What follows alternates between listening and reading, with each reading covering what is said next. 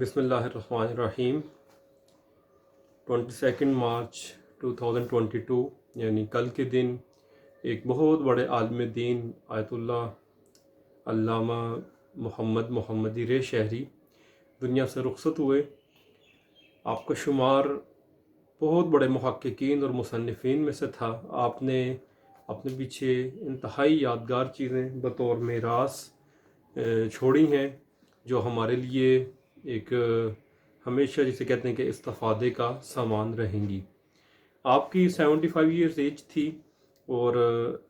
افسوس سے کہنا پڑتا ہے کہ اتنی بڑی علمی شخصیت پاکستان کے میں کچھ خاص لوگ انہیں جانتے نہیں تھے، اس لیے مختصراً آپ کی خدمت میں ان کا انٹروڈکشن میں شیئر کروں گا۔ یہ آیت اللہ رے شہری ان کا نام تھا، محمدی رے شہری۔ رے میں یہ پیدا ہوئے جو کہ تہران ہے یا تہران کوئی آج کل تہران کے قریب ہے، اور انہوں نے وہاں پر رے میں پہلے اپنی سٹڈیز مکمل کی، پھر اس کے بعد قوم، مشہد اور نجف تک یہ تعلیم حاصل کرنے کے لیے گئے۔ اور ان کی جو دینی خدمات ہیں انقلاب کے حوالے سے وہ بھی بہت زیادہ ہیں۔ مثلاً یہ وزیر اطلاعات رہے ہیں ایران میں، پھر یہ مجلس خبرگان کے رکن رہے ہیں، پھر یہ مجمع جو تشخیص مصلحت نظام ہے اس کے بھی رکن رہے ہیں۔ تو سیاسی طور پر یہ کافی ایکٹیو رہے ہیں، اور اس کے ساتھ ہی یہ جو مشہور مزار ہے ایران میں تہران میں حضرت شاہ عبدالعظیم حسنی، ان کا اس کے یہ متولی بھی تھے آخری وقت تک۔ شاہ عبدالعظیم حسنی یہ بڑی ہمارے ہاں ایک جسے کہتے ہیں پاکیزہ شخصیت گزرے ہیں، جو جنہیں کم و بیش 3 ائمہ کی سے ملاقات کا شرف حاصل رہا ہے۔ حضرت امام علی رضا علیہ السلام، حضرت امام محمد تقی علیہ السلام اور حضرت امام علی نقی علیہ السلام کے دور کو انہیں حاصل کیا، اور یہ ان کے ساتھ بیٹھتے بھی تھے، اور ائمہ انہیں بہت عزت و احترام سے نوازتے تھے۔ ان کا شجرہ 4 واسطوں سے حضرت امام حسن علیہ السلام تک جا کے ملتا تھا، یعنی کس طرح سے کہ شاہ عبدالعظیم بن عبداللہ بن علی بن حسن بن زید بن حسن بن علی بن ابی طالب علیہ السلام، 4 سلسلوں سے یہ امام حسن تک ان کا سلسلہ پہنچتا تھا۔ اور ہمارے ہاں کتب احادیث میں کم و بیش 100 کے قریب روایات ان سے علماء نے نقل کی ہیں، اور ان کے جو قبر کی زیارت کو بھی بڑی اہمیت دی گئی ہے۔ بعض روایات میں تو حضرت امام حسین اور ان کی قبر کی زیارت کو ایک ہی مرتبے پر قرار دیا گیا ہے۔ یہ بہت بڑی فضیلت ہے بہرحال۔ اور یہ حضرت امام علی نقی علیہ السلام کی خدمت میں انہوں نے اپنا ایمان بھی پیش کیا تھا کہ میں یہ چیزیں ان پر اعتقاد رکھتا ہوں، پر بہت خوبصورت وہ روایت ہے اور ہمارے لیے ایک اسوہ ہے، خصوصاً وہ لوگ جو آج شجرے لے کے پھرتے ہیں اور حسب و نسب کے اوپر بڑا تکبر اور غرور میں مبتلا ہیں، ان کے لیے خصوصاً یہ شخصیات بہت بڑا اسوہ ہے کہ صرف 4 سلسلوں سے یہ امام حسن تک پہنچتے تھے، لیکن اس کے باوجود ائمہ کی بارگاہ میں انتہائی خشوع و خضوع کے ساتھ بیٹھتے تھے، اور انتہائی دھیمے مزاج کے ساتھ بیٹھتے تھے، اور علم حاصل کرتے تھے اور سیکھتے تھے اور دوسروں تک پہنچاتے تھے، اور انتہائی تقوی والی شخصیت تھے اور انتہائی پاکیزہ شخصیت تھے۔ اللہ تعالیٰ ہمارے خصوصاً جو سادات ہیں ان کو ان شخصیات کی جانب رجوع کرنے کی خصوصی توفیق عطا فرمائے۔ بہرحال آتے ہیں واپس اپنے موضوع کی طرف کہ آیت اللہ رے شہری انہوں نے بہت کچھ لکھا، اتنی مصروفیت کے باوجود، یعنی کہ سیاسی فعالیت کے باوجود، متولی ہونے کے باوجود، وزارت ہونے کے باوجود، قاضی ہونے کے باوجود بھی تحقیق سے یہ جڑے رہے۔ ان کا ایک ادارہ بھی تھا دارالحدیث کے نام سے، جس نے ان کے آثار کو جو شائع کرتا تھا اور جمع کرتا تھا۔ ان کی سب سے جو بڑی کتاب ہے، سب سے اہم کتاب ہے، وہ ہے میزان الحکمہ۔ یہ حدیث کی کتاب ہے جس میں انہوں نے احادیث کو اکٹھا کیا۔ سب سے پہلے انہوں نے بحار الانوار کو سامنے رکھا، اس سے پھر انہوں نے دیکھا کہ بحار الانوار میں بہت ساری روایات ایسی ہیں جو تکرار ہو رہی ہیں یا جو درست باب میں نہیں ہیں، تو انہوں نے وہاں سے روایات کو اکٹھا کیا، اور الف با یعنی حروف تہجی کی ترتیب سے انہوں نے روایات کو اکٹھا کرنا شروع کیا۔ مثلا پہلا باب ان نے ایثار قرار دیا، اور پھر ایثار کے اوپر الف سے ایثار، پھر ایثار کے اوپر جتنی روایات ہیں وہ ان نے جمع کی، اور اس طرح یہ بہت خوبصورت حدیث کی کتاب ہے، بہت خوبصورت۔ مثلا میں نے اپنی ابھی تک مجھے جب بھی کوئی مشکل پیش آتی ہے حدیث کے حوالے سے، میں نے ہمیشہ اس کتاب کی جانب رجوع کیا، اور الحمدللہ ہمیشہ مجھے اس سے قیمتی جسے کہتے ہیں کہ گوہر ملے ہیں۔ بہت بڑی کتاب ہے۔ اس کتاب میں انہیں لکھنے میں کم بیش 14 سال لگے ہیں، 14 سال لگے ہیں، اور خود شہید مرتضیٰ مطہری کو بھی انہوں نے یہ کتاب پیش کی تھی کچھ اس کا ابواب جب یہ لکھ رہے تھے، تو شہید نے تو یہاں تک کہا تھا کہ میں اس کو شائع کروانے کے لیے تیار ہوں، یعنی کہ ان کو بھی یہ بہت پسند آئی تھی۔ اس کتاب میں 564 انہوں نے عنوان بنائے ہیں، اور ان عنوان کے اندر پھر 4260 چیپٹرز ہیں، ابواب، اور ٹوٹل جو اس کے اندر انہوں نے روایات نقل کی ہیں وہ 23,030 روایات ہیں، کہ بہت بڑی کتاب ہے۔ اور اس کتاب کی ایک اور سب سے اہم خوبصورتی یہ ہے کہ انہوں نے جتنی روایات ہیں وہ انہوں نے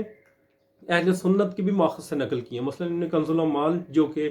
ہمارے اہل سنت برادران کی بڑی مستند کتاب ہے، مشہور کتاب ہے، ملا علی متقی ہندی جو 10ویں صدی ہجری کے عالم دین ان کی کتاب ہے، اس سے انہوں نے بہت زیادہ روایات نقل کی، اور یہ خود بیان کرتے ہیں کہ جب میں نے روایات اکٹھی کرنا شروع کی تو مجھے اندازہ ہوا کہ بہت ساری اہل سنت کے اندر بھی روایات موجود ہیں جو ہماری کتب میں آئیں گی لیکن جن کی سند نہیں ہے، تو لہٰذا میں نے ان کو بھی اکٹھا کر دیا۔ یعنی کہ اس کتاب کی جو خوبصورتی میں جو ایک اہم چیز ہے وہ یہ بھی کہ جب آپ اس کا کوئی بھی چیپٹر پڑھیں گے تو آپ کو اس سے پتہ لگ جائے گا کہ یہ روایت شیعہ کتب میں بھی ہے اور اہل سنت کتب میں بھی ہے۔ یہ بہت خوبصورت بات ہے، اور شاید نایاب ہے یہ بات اس دور میں جب فرقہ پرستی ہے، جب ایک دوسرے کی کتب کو جسے کہتے ہیں کہ تجسس کے لیے اور اس میں سے خامیاں نکالنے کے لیے پڑھا جاتا ہے، تو ایسے دور میں ایک عالم دین اتنی محنت کر کے متفقہ چیزوں کو اپنی کتاب میں لے کے آئے، اور ان کی کتاب کو پھر بہت زیادہ شہرت بھی حاصل ہوئی ہے۔ الحمدللہ یہ کتاب، اس کی 8 جلدیں اردو میں ترجمہ بھی ہوئی ہیں۔ مولانا محمد علی فاضل صاحب مرحوم وہ بھی دنیا سے رخصت ہو گیا ابھی کچھ عرصہ قبل، لیکن بدقسمتی سے آخری غالباً 3 جلدیں اس کی نہیں شائع ہو پا رہی ابھی کچھ عرصہ قبل، بلکہ چند ماہ غالباً شاید گزشتہ ماہ میں ایک ادارے کے پاس گیا، انہوں نے اس سے کچھ مدد مانگی تھی ہم سے، اس سے متعلق، اس کو شائع کروانے سے متعلق۔ بہرحال جتنا ممکن ہوا ہم نے ان کو رہنمائی کی اس حوالے سے، اور انہوں نے کہا کہ انشاءاللہ عنقریب بھی شائع ہو جائے گی، اور اللہ سے دعا ہے کہ یہ کتاب مکمل شائع ہو تاکہ یہ جو ایک علمی سرمایہ ہے ہمارا وہ کامل شکل میں ہمارے ہاتھوں میں موجود ہو۔ اس کے علاوہ ان کی ایک دوسری کتاب ہے جو بہت خوبصورت ہے، اور وہ بھی ضخیم کتاب ہے۔ اس کتاب کا نام ہے موسوعہ الامام الحسین فی الکتاب والسنت والتاریخ، یعنی کہ حضرت امام حسین علیہ السلام کا انسائکلوپیڈیا جو کہ کتب اور سنت اور تاریخ میں نقل ہوا ہے۔ یہ بہت خوبصورت کتاب ہے، بہت خوبصورت۔ اس سے بھی ہم نے بہت زیادہ استفادہ کیا۔ یہ غالباً 8 جلدوں میں کئی ہزار صفحات پر انہوں نے حضرت امام حسین علیہ السلام پر یہ انسائکلوپیڈیا تحریر کیا ہے، کئی ہزار صفحات ہیں اس کی، اور اس میں جب اس کی جانب آپ رجوع کریں گے تو آپ کو پھر کسی اور کتاب کی جانب رجوع کرنے کی ضرورت نہیں رہے گی۔ مثلاً جس طرح حدیث میں ہم نے میزان الحکمت کی طرف جب بھی رجوع کیا الحمدللہ پھر ضرورت نہیں پیش آئی آگے جانے کی، اسی طرح امام حسین علیہ السلام کے متعلق بھی جب بھی کسی چیز کو سمجھنے کی، جاننے کی، پڑھنے کی، تحقیق کرنے کی ضرورت پیش آئی، اس کتاب کی جانب رجوع کیا، اور پھر کبھی دوسری کتب کی طرف جانے کی ضرورت پیش نہیں ہوئی۔ انہیں عربی عبارات اور بہت خوبصورت، مثلاً امام حسین علیہ السلام نے مدینہ میں اگر رہے تو تاریخ طبری کیا کہتی ہے، پھر تاریخ کی جو دوسری کتب ہیں جیسے اخبار الاطوال کیا کہتی ہے، پھر اس طرح کتاب الفتوح کیا کہتی ہے۔ امام حسین مدینہ سے مکہ میں آئے ہیں، مکہ سے تنعیم میں گئے ہیں، یا آگے کسی مقام پر گئے ہیں تو وہاں پر ایک کتاب کیا کہتی ہے، دوسری کیا کہتی ہے، تیسری کیا کہتی ہے، چوتھی کتاب کیا کہتی ہے، تو پورا انہوں نے اکٹھا کر دیا امام حسین علیہ السلام کا قیام، اور پھر بڑی خوبصورت آبھاس ہے اس کے اندر۔ اور یہ کتاب بھی ان کی جسے کہتے ہیں کہ شاید قیامت تک لوگ امام حسین علیہ السلام پر جب لکھنا چاہیں گے تو اس سے استفادہ لازمی کریں گے۔